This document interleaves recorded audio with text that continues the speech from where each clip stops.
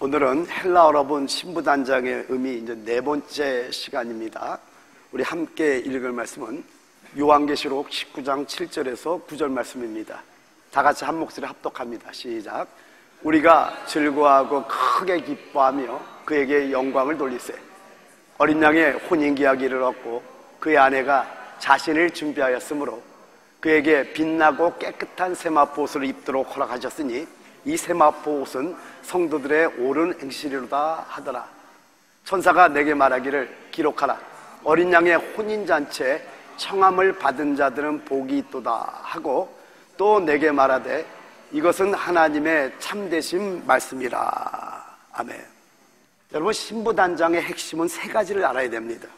신부단장에 대한 핵심을 알 때 여러분 실질적으로 이루어지는데, 첫 번째는 뭐냐면 신부에 대해서 알아야 됩니다.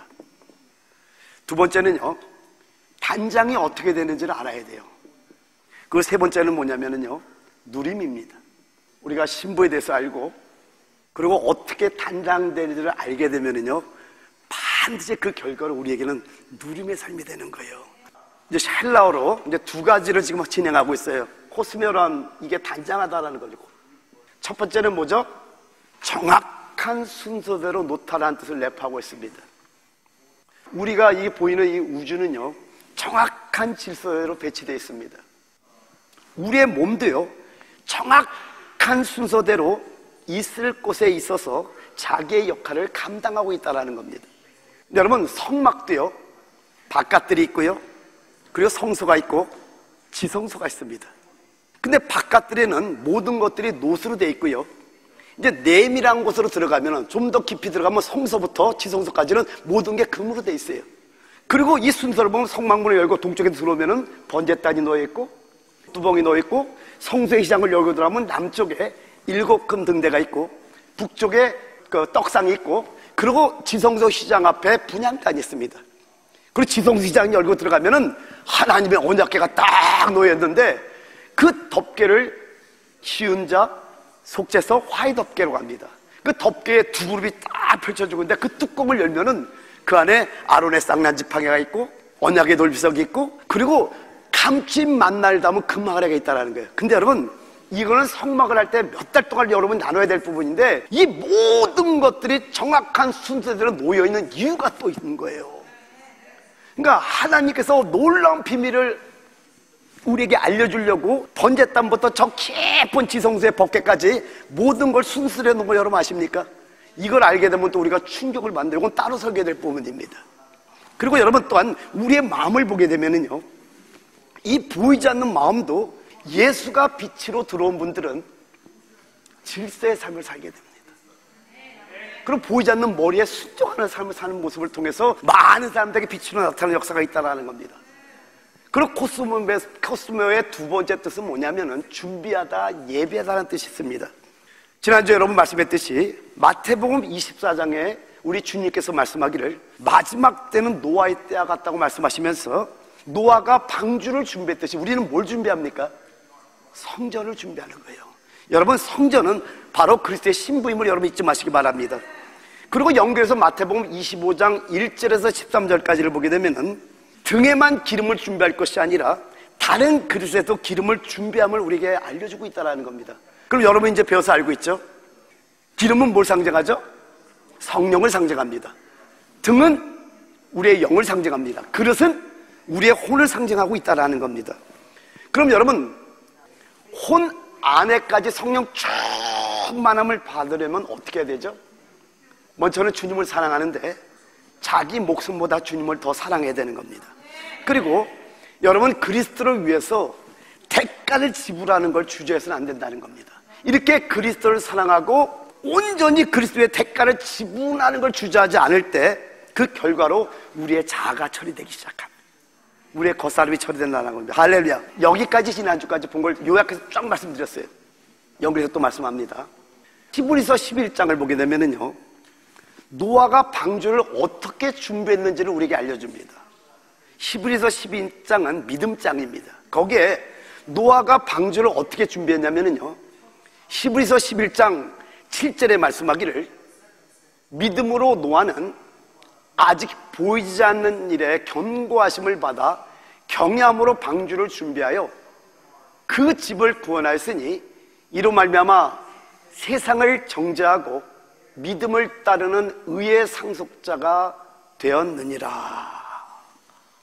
아직 보이지 않는 일에 경고하심을 받았다고 말씀합니다. 노아가 방주를 짓습니다. 아무것도 보이지 않아요. 언약의 말씀 하나를 붙잡고 가는 거예요. 매일매일 잣나무를 잘라가지고 산으로 옮깁니다. 사람들이 놀립니다. 야, 하늘 봐, 비 많이 오겠다.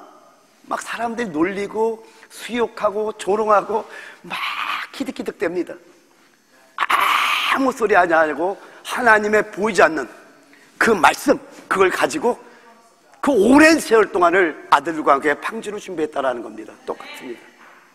여러분, 사단은요, 보이는 것 갖고 우리를 유혹합니다. 보암직도 하고 먹음직도 하고 지혜롭게 할 만큼 탐스럽게 한 것도 여러분 앞에 다 갖다 놓습니다.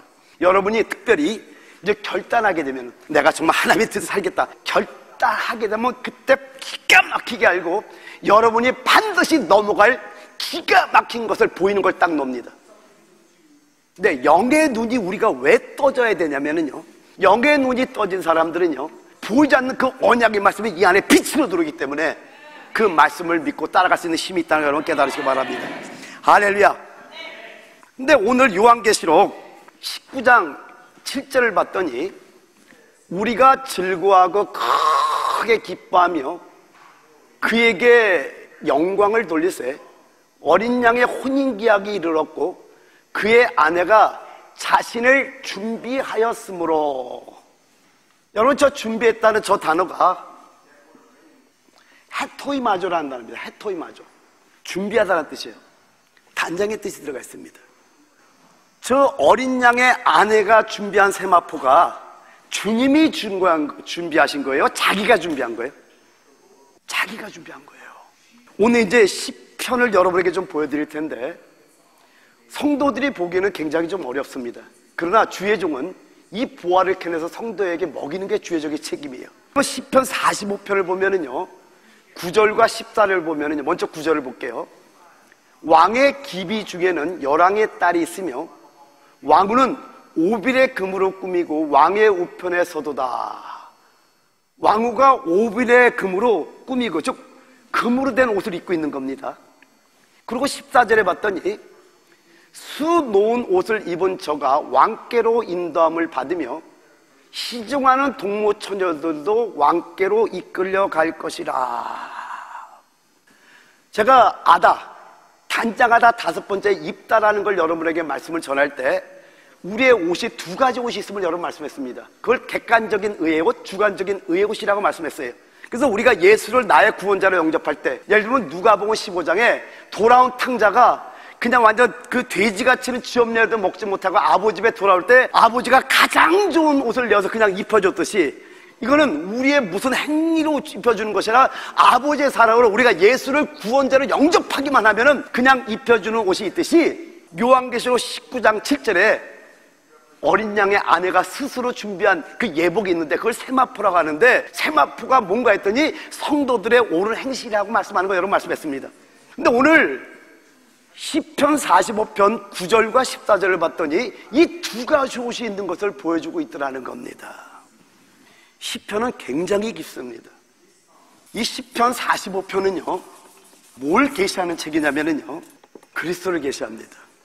그리스도를 계시하는데 잘 안 보여요. 근데 보면 엄청난 계시가 이 안에 들었습니다. 그리스도를 계시하는 데가 어디 나오냐, 제일 먼저요, 시편 2편에 계시합니다. 그리고 시편 8편에서 또 그리스도를 계시합니다. 여러분, 이런 것들 잘 보셔야 돼요. 성경에 굉장히 깊은 내용들이 들어있어요. 근데 2편을 봐도 8편을 봐도 그리스도를 계시한다고 우리가 알 수 있는데 45편은요 그냥 딱 보면 잘 몰라요. 근데 엄청난 그림이 숨겨져 있는 걸 보여드리려고 그래요. 그 다음에 16편에 있습니다. 그 다음에 22편에서 24편에 있습니다. 그 다음에 40편에 있습니다. 그리고 45편이 그리스도를 계셔요. 45편 1절을 딱 피면 이렇게 돼 있어요.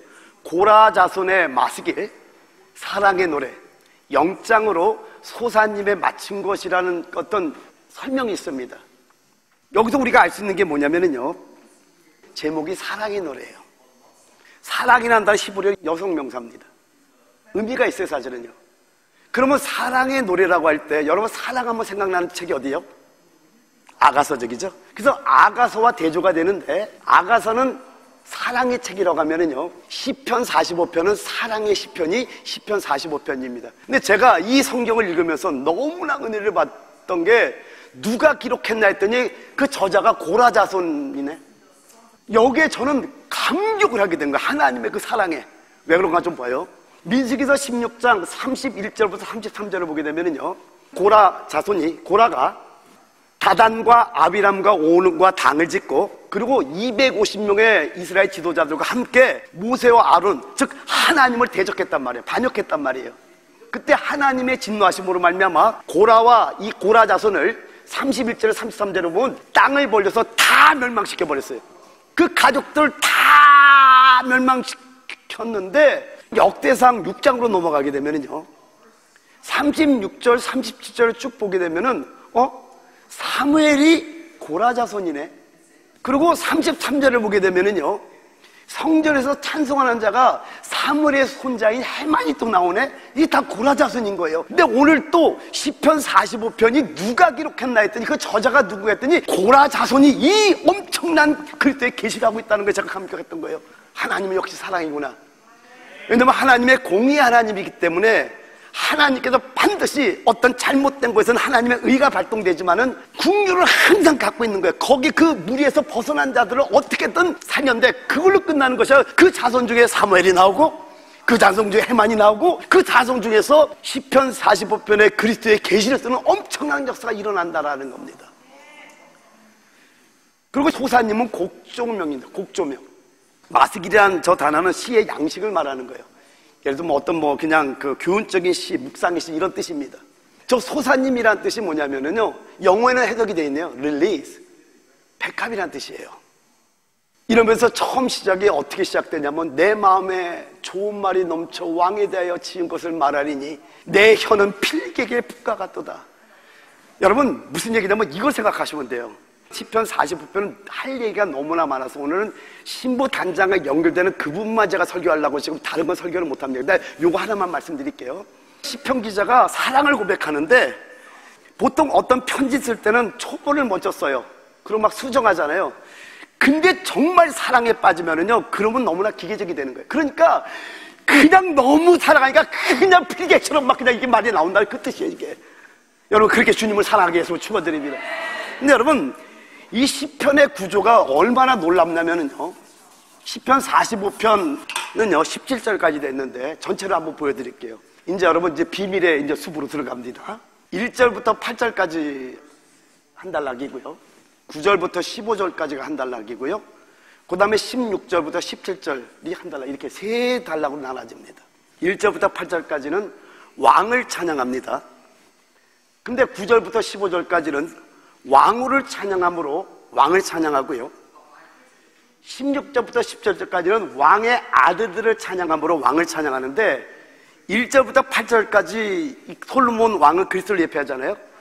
네 방향으로 왕을 찬양하는데요, 2절, 그 다음에 3절부터 5절, 6절부터 7절, 그리고 8절 이렇게 되는데, 자 2절은 뭘 얘기를 하냐면요, 그리스도의 아름다움입니다.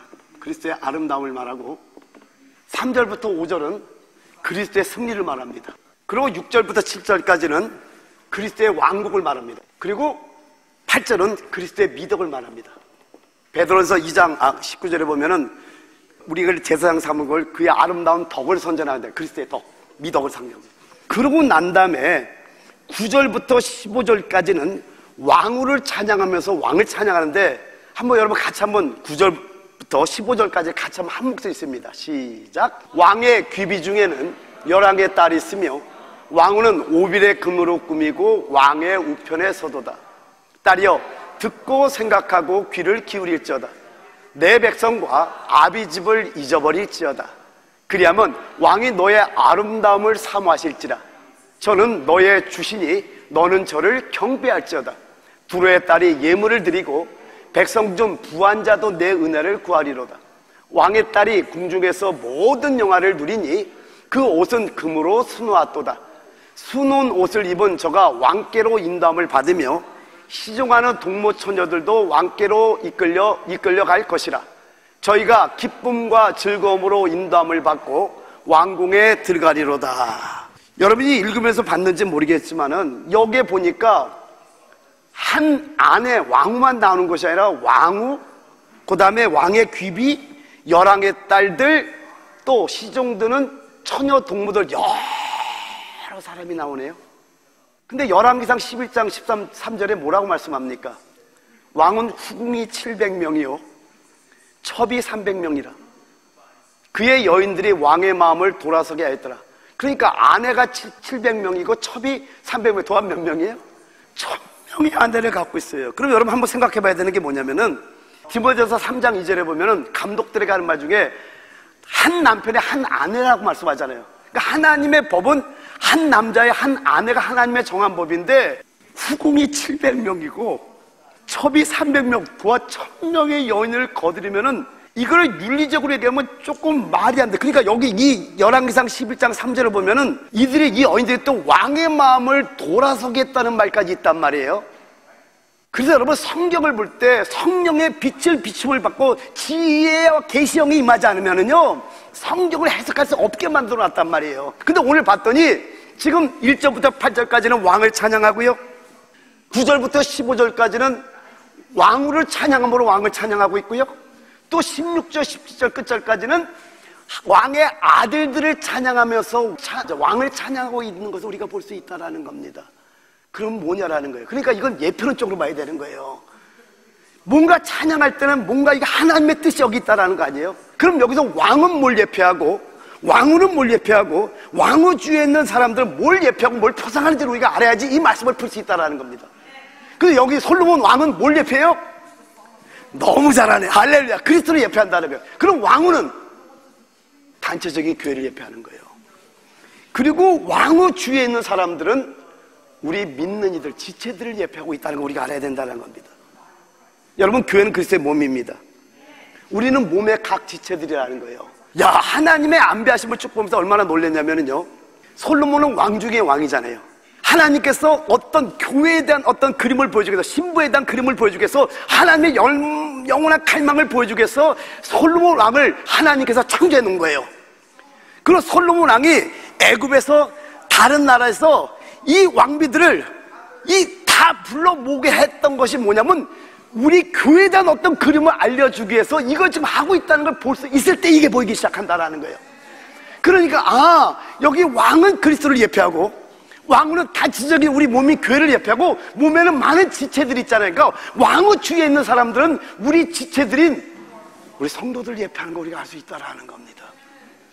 근데 조금 더 봐야 되는 게 뭐냐면요 요한계시록 19장 7절에 말씀하기를 우리가 즐거워하고 크게 기뻐하며 그에게 영광을 돌리세 어린 양의 혼인기약이 이르렀고 그의 아내가 자신을 준비하였으므로 여기 그의 아내 어린 양의 신부가 나옵니다. 그리고 9절을 보게 되면요 천사가 내게 말하기를 기록하라 어린 양의 혼인잔치에 청함을 받은 자들은 복이 있도다 하고 또 내게 말하되 이것은 하나님의 참되신 말씀이라 해서 여기 두 부류가 나옵니다. 그리스도의 아내가 나오고요 또 청함을 받은 자들이 나오는데 이들은 누구냐라는 거예요. 그리스도 아내, 그리스도의 신부들은 누구를 말하죠? 패배자들이에요? 이기는 자들이에요? 이기는 자들이죠. 그러면은 청함을 받은 자들은 또 누굽니까? 이들 또한 이기는 자들이라는 거예요. 자, 이걸 본다면은요 시편 45편을 이제 해석할 수 있는 힘이 생기기 시작합니다. 자, 봐요. 그리스도의 신부는 누구로 예표되고 있죠? 왕후로 예표되고 있다는 겁니다. 여기 청함을 받은 이기는 자들은 왕후 주위에 있는 귀비들, 열왕의 딸들, 그리고 동무처녀들도 예표되고 있다는 겁니다. 그럼 여기서 우리가 알 수 있는 게 뭐예요? 시편 45편은 일반적인 교회를 말하는 게 전부 다가 이기는 자들이 할렐루야! 전부 다가 이기는 자들을 말씀하고 있다는 거예요. 패배자들은 한 명도 들어가 있지 않아요. 여기는요 와, 놀라운 그림을 보여주고 있다는 거예요. 여러분 끝까지 보면 더 놀랍니다. 너무나 은혜가 되는 거예요.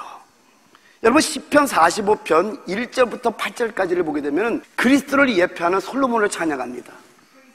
이건 뭘 말하냐면은 직접 그리스도의 아름다움과 승리와 왕국과 미덕을 찬양합니다. 그리고 9절부터 15절까지는 간접적으로 교회와 이기는 자들의 찬양함으로 누구를 찬양하는 거예요?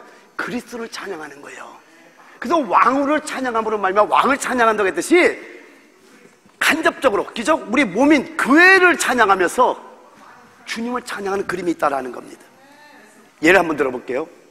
그리스도는 태양, 해로 상징됩니다. 근데 교회는 달로 상징됩니다. 무슨 얘기냐면요, 달은 스스로 빛을 내지 못하고 발광체라 그래요. 햇빛을 아주 풀로 받으면은 그걸 뭐라 하냐, 풀문이라 그래요. 햇볕이 정면으로 탁 받는 그 달을 보름달이라 그래요. 무슨 얘기죠? 이기는 자들은요, 그분의 영광이 된다라는 겁니다. 우리가 주님의 생명을 쭉 많이 받으면은 우리를 통해서 누가 나타나요? 그분의 빛이 나타나는 거예요. 그래서 우리가 그분의 영광이 되는 거예요. 할렐루야. 그래서 여러분, 이 원리가 조금 보입니까? 그러니까 왕을 찬양하면 왕은 그리스도를 상징하는 거예요. 왕은 교회를 상징하는 거예요. 왕의 아들들은 몸의 지체들을 말씀하고 있다는 걸 우리가 알 수 있다는 겁니다. 근데 이들은 전부 다 이기는 자들이라는 거예요. 할렐루야. 시편 45편 10절을 보게 되면요, 딸이여 듣고 생각하고 귀를 기울일지어다. 내 백성과 아비집을 잊어버릴지어다 라고 말씀합니다. 그럼 여기 딸은 누구를 말하냐면은 교회를 표상하는 왕후를 말씀하고 있습니다. 근데 여기 보니까 아비집을 잊어버릴지어다 라고 말씀하네요. 그럼 무슨 뜻이냐는 거예요. 신약으로 말씀드릴게요. 간단하게. 마태복음 10장 37절에 말씀하기를 아버지나 어머니를 나보다 더 사랑하는 자는 내게 합당하지 아니하고 아들이나 딸을 나보다 더 사랑하는 자도 내게 합당하지 아니하며 이렇게 말씀하네요. 아비집을 잊어버리라는 것은 천연적인 관계를 끊고, 무슨 얘기냐, 하나님보다 더 사랑하는 게 성경에는 우상이라고 합니다. 여러분이 누굴 사랑해도 하나님보다 그를 더 사랑하는 건 전부 다 우상 숭배하는 거예요. 우상 숭배하면 어떻게 멸망을 받는 거예요. 근데 교회에서 확실하게 가르쳐주지 않기 때문에 내가 우상 숭배하는지는 모른다라는 거예요. 한 군데 더 볼게요. 누가복음 14장 26절입니다. 무릇 내게 오는 자가 자기 부모와 처자와 형제와 자매와 더욱이 자기 목숨까지 미워하지 아니하면 능히 내 제자가 되지 못하고. 여러분, 이거는 수많은 무리에게 했던 말입니다. 마태복음 같은 경우는 사도에게이기 때문에 이건 특별한 말이라고 볼 수 있는데, 누가복음 14장은 어떤 내용이냐면 수많은 무리가 몰려왔는데 그 수많은 무리라고 해서 주님의 진리를 낮추지 않고 있다는 걸 여기서 보여주고 있다는 거예요. 근데 더 강하게 말씀하네요. 자기 목숨까지 미워하지 않으면 능히 제자가 되지 못한다고 말씀하고 있다는 겁니다. 그래서 사실 여러분, 진리를 전하면서 저 너무나 고통스러운 거예요. 왜냐하면은 주의 종의 성도들 비위 맞추려고 이걸 갖다가 값싸게 전하게 되면은요, 저는 하나님께 심판을 받습니다. 이걸 말한다고 해서 가족 사랑하지 말라는 건가요? 그건 제발 좀 오해하지 마세요. 사랑해야죠. 그런데 주님을 더 사랑하고 사랑하라는 것이 사랑하지 말라는 거 아니에요, 또. 근데 이런 말을 하면 조금 오해하는 거예요. 그냥 마음에 어떤 걸림이 있다면요, 그걸 한번 생각해 보시면 돼요. 하나님 앞에서 본인들이 결정하면 돼요. 근데 여기 있는 목사는 하나님의 뜻을 그대로 전할 뿐이라고 여러분 깨달으시기 바랍니다. 자, 근데 이게 왜 중요한가? 그 다음 구절에 나와요. 봐봐요. 11절입니다. 그리하면 왕이 너의 아름다움을 사모할지라 저는 너의 주시니 너는 저를 경배할지어다. 이걸 세 번역으로 한번 여러분 읽어드릴게요. 그리하면 임금님께서 그대의 아름다움에 사로잡힐 것입니다. 임금님이 그대의 주인이시니 그대는 임금님을 높이십시오. 자, 보세요. 여러분이 자기 목숨보다 주님을 더 사랑해. 그리고 아비집을 탁 끊고 정말 주님을 사랑해. 이 왕이신 예수가 봤어. 그러니까 이런 표현이에요. 네가 그렇게 나를 사랑해? 그래갖고 그 아름다움에 주님이 이런 거야, 이거. 날 너무 그렇게 사랑해. 막 이거야, 이거. 너무 좋아갖고 어쩔 바를 모르는 그 모습이에요. 좀 느껴져요? 주님이 너무 좋아가지고 이렇게 주님을 좀 사랑할지어다. 그냥 바보 같으니까 네가 그렇게 날 사랑하니? 그럼 여러분, 가족 사랑하지 말란 말 아니에요. 이런 사랑 있는 사람은요, 가족은 사랑하는데 우상숭배는 안 하게 사랑하게 되는 거예요. 저도 우리 가족 사랑합니다. 근데 의미를 아셔야 돼요. 세 번역이 너무 좋아서 제가 저거 찾아온 거예요. 그대의 아름다움에, 이게 여러분의 아름다운 모습인 거예요. 그냥 주님이 너무 야, 네가 그 정도로 나를 사랑했니? 그러니까 바보 같아지니까 주님 너무 좋아가지고 막 그냥 고마워 막 해갖고 어쩔 바를 뭐 이런 모습인 거예요. 할렐루야. 저는 이렇게 주님을 사랑하고 싶어요. 그래서 나의 아름다움에 우리 주님에 사로잡히게 하고 싶은데 요즘 그게 좀 되고 있는 것 같아요. 아니, 많이 되고 있는 것 같아요. 느껴. 여러분, 그렇게 됩시다. 그러니까 오해해가지고, 근데 무섭게 얘기하죠. 부모나 처자나 뭐 다 나보다 더 사랑하는 것은 용납지 못한다고 말씀하는데 그건 사실입니다. 왜냐면은 마지막 때 여러분 이기는 자가 되는 거는 삶의 고통을 겪는 그 어떤 고통이 없으면 절대 변화되지 않습니다. 근데 우리는 너무나 쉽게 말씀을 내 어떤 의도에 만든 말씀이 들려지면 은혜 받았다 그러고, 근데 저는요 미련한 족입니다. 저는 하나님의 갈망, 하나님 뜻 외에는 관심이 없어요. 왜냐면 그것만이 우리를 변화시킬 줄 믿습니다. 할렐루야. 그리고 저를 경배할지어다 라고 말씀합니다. 사랑하는 걸로 끝나는 것이 아니라 또 경배하기를 원하십니다. 그러니까 여러분 간단해요. 그리스도를 살아내는 것이 주님을 사랑하는 것이고 주님을 경배한다는 걸 여러분 잊지 마시기 바랍니다. 그리고 45편 12절로 넘어가면은요, 두로의 딸이 예물을 드리고 백성 중 부한 자도 내 은혜를 구하리로다 라고 말씀합니다. 여러분, 두로는 항구 도시입니다. 이 항구 도시인 두로는요 부유한 도시였습니다. 그러니까 여기 두로의 딸은 뭘 의미하냐면은 번창하는 세상 사람들을 의미하는 거예요. 그리고 백성 중 부한 자는 돈이 많은 자라든가 상류층을 의미하겠죠. 그러면 여기 보세요. 부자는 쉽게 해서 많은 재물을 갖고 있잖아요. 그 얘기예요. 근데 이들이 내 은혜를 구한다는 건 이들이 없는 게 한 가지가 있는데 그게 뭐죠? 은혜예요. 근데 여러분 잘 알 거예요. 수많은 돈을 가지고 다 채워보세요. 만족이 되나?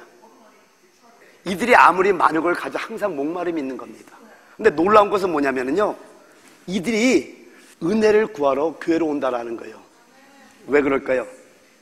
그 은혜가 뭐냐면은 여기 지금 그리스도의 몸인 교회와 지체들이 누린 하나님의 은혜를 보고 교회로 몰려오는 거예요. 근데 그냥 오는 게 아니라 예물을 갖고 와. 이 역사가 우리 교회에 있을 줄 믿습니다. 무슨 얘기가 바로 이거예요. 우리는 그냥 주님을 사랑하고 주님을 경배하고 주님의 은혜를 누리는 거예요. 그러면 우리는 달이라 그랬잖아요. 햇빛의 빛을 쫙 받으니까 우리에게 받은 은혜가 비쳐. 바짝바짝. 그러니까 저들은 돈도 있고 뭐 상류계층이고 뭔가 떵떵거리 같대. 이 안에 뭐가 텅 비어 있어요. 근데 보니까 저들은 돈도 없는 것 같고 아무것도 없는 것 같은데 얼굴을 봤더니 뭔가 희한한 빛이 비치고 있는 거예요. 하나님의 은혜가 막 비치고 있는 거예요. 태양의 빛이 막 비치고 있는 거예요. 그러니까 궁금해서 이렇게 오는 거예요. 그래갖고 그건 나 뭐야, 나도 좀 줘봐. 그리고 교회를 몰려오는 거예요. 이런 역사가 우리 워싱턴 배단교회에 이제 임할 줄 믿습니다. 놀라운 거예요. 그래서 저는요, 세상이 누구도 부럽지가 않아요. 지금은요, 진짜. 왜? 내 안에 하나님이 계신데 그 은혜를 누리고 있는데요. 그러니까 가는 곳마다 나에게서부터 빛이 막 비치기 시작하는 거예요. 그 빛을 보는 사람들이 뭔지 모르게 저에게 굉장히 궁금해 갔습니다. 여러분에게 그런 역사 임할 줄 믿습니다. 할렐루야. 그리고 13절 연결했어요. 왕의 딸이 궁중에서 모든 영화를 누리니 그 옷은 금으로 수놓았도다. 여기 왕의 딸은 교회를 표상하는 왕후를 말씀하는데요, 지금 그녀가 궁중에서 모든 영화를 누리는 것은요, 그리스도를 궁중으로 취하는 영광스러운 교회를 표상합니다. 여러분, 궁중이라는 저 의미는 뭐냐면요, 교회가 그리스도를 거처로 취하는 것을 나타냅니다. 요한복음 15장 4절에 말씀하죠. 내 안에 거하라. 우리가 먼저 거해야 돼요. 나도 너희 안에 거하라, 이 말이에요. 우리가 그리스도를 우리의 거처로 취할 때 우리가 그분의 거처가 됨을 나타내고 있다는 겁니다. 우리가 주님을 우리의 거처로 삼을 때 주님은 반드시 우리와 함께 하게 됐어요. 그 의미를 한다고 여러분 깨달으시고요. 그 다음에 15절 연결해서 뭐라고 말씀하냐면, 저희가 기쁨과 즐거움으로 인도함을 받고 왕궁에 들어가리로다. 이건 뭘 말씀하냐면요, 이기는 자들이 기쁨과 즐거움으로 왕궁, 새 예루살렘에 들어갈 것을 표상하고 있습니다. 아멘. 요한계시록 3장 12절에 말씀합니다. 이기는 자는 내 하나님의 성전의 기둥이 되게 하리니 그가 결코 다시 나가지 아니하리라.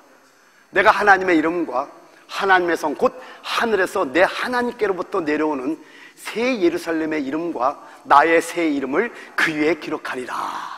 기쁨과 즐거움으로 새 예루살렘에 들어갈 것을 지금 예언하고 있는 거예요. 할렐루야.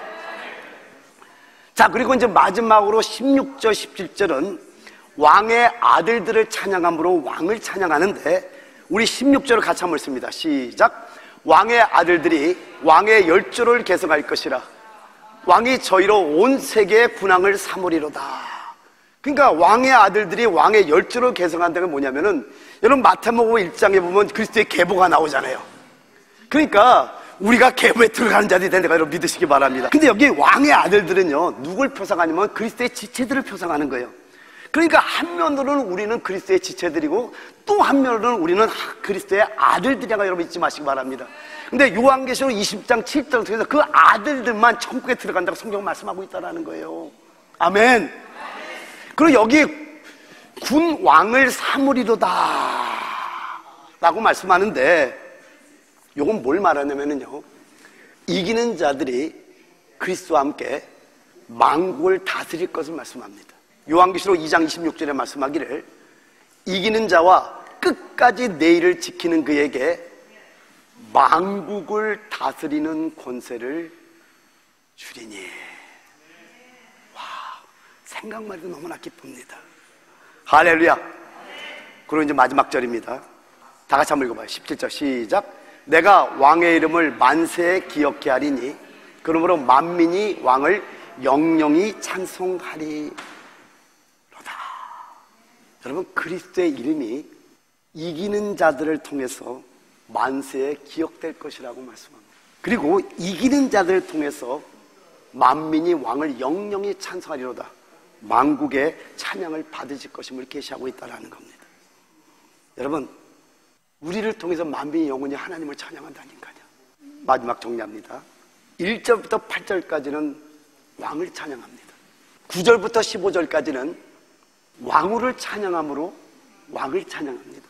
그리고 16절 17절은 왕의 아들들을 찬양함으로 왕을 찬양하고 있다는 겁니다. 여러분, 이제 이 의미가 뭔지 아시겠습니까? 시편 45편은요 머리신 그리스도와 그리고 몸과 지체에 대해 계시해주고 있다는 겁니다. 근데 전부 패배자가 아닌 이기는 자들에 대해서 말씀하시면서 궁극적으로 뭘 말씀하시냐면은 천년왕국 동안 이기는 자들이 그리스도와 함께 왕노릇함으로 말미암아 이기는 자들을 통해서 만국의 찬양을 받으실 것을 계시하고 있다는 거. 할렐루야. 이 주님의 원함을 따서 우리는 해터이마저 준비해야 돼요. 아멘. 그래서 우리 주님께서 금으로 된 옷을 우리에게 입혀주셨잖아요. 이제 수놓은 옷을 입는 것은 우리가 준비해야 돼. 그의 어린 양의 아내가 준비했다고 말씀했듯이 우리가 그리스도를 살아내는 거예요. 그러면은 우리가 영광을 받는 것이 곧 주님이 영광을 받는 것이 되고, 우리가 찬양을 받는 것이 곧 주님을 왜? 우리는 머리진 그리스도의 몸과 몸의 지체들이잖아요. 그러니까 우리를 통해서 만국이, 온 세계가 하나님을 찬양하는 역사가 임할지어다. 저는 이런 교회를 꿈꾸고 있는 거예요.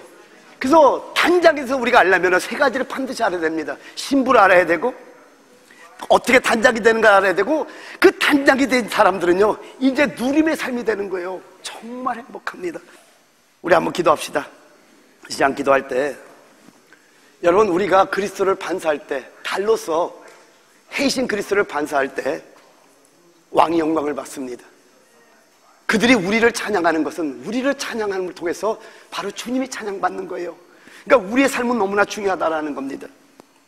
우리가 그리스도를 표현할 때 우리가 그리스도의 영광이 되듯이 주님이 우리를 통해서 만국이 주님을 찬양하고 영광 돌린다면, 여러분, 이것처럼 기쁨이 어디 있습니까?